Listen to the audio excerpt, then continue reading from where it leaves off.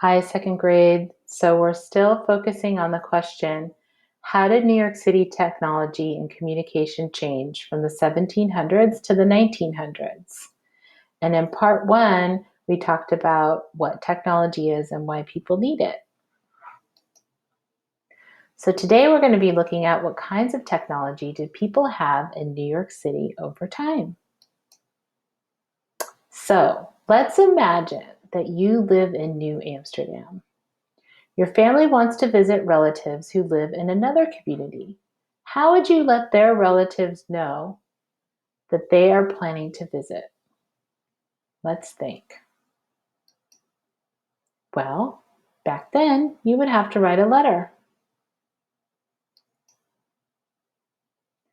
Now let's imagine your family wants to build a house. How would they do that? Well, they would probably buy their wood from the sawmill. This is an old sawmill.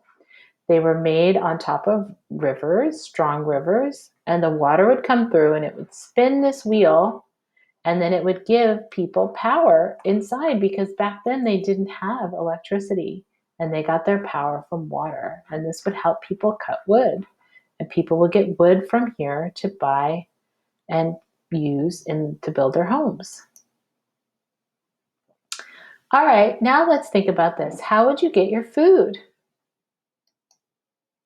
Well, people made flour in windmills. So they would bring the grain from the fields, they would put it in the windmill. The wind would spin this, and inside it would crush the grain into flour. And here is what the farming equipment looked like. They had cows pulling a plow, but this was technology because this helped people do it faster than if they did it by hand. And they would grow their food in a field, and that's where they would get their food from.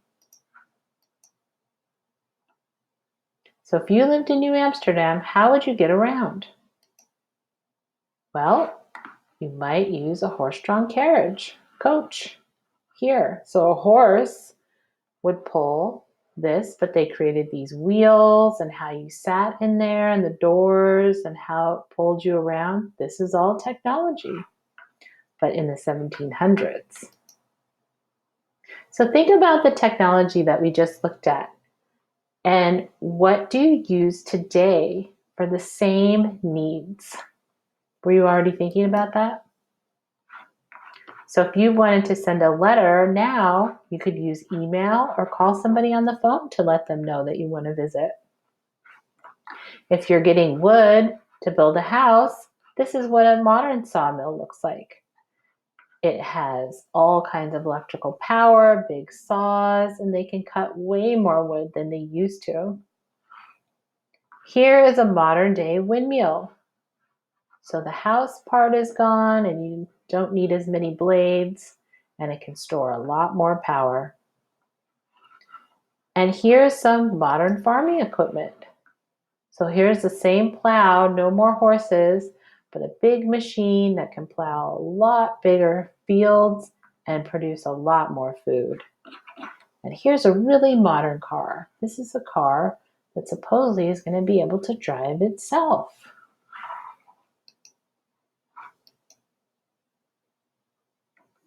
So thinking about all the technology that we looked at, let's think about something that we know and look at it over time. So we talked about if someone was coming and you needed to give them some information, you would have to write a letter in the 1700s. So now in the 1800s, they invented something called the telephone, and here it is. So in this time in Manhattan, they started to have phones. People could call each other and let them know that they were coming over. Then in the 1900s, the telephones got a little more fancy and they had these push buttons, and things were getting more, people could call people more easily. during this time in the 1900s. And then in today's time, we have a smartphone or a cell phone. We can email, we can call, we can video chat, we can do all different kinds of things that way more than we could have done with the letter.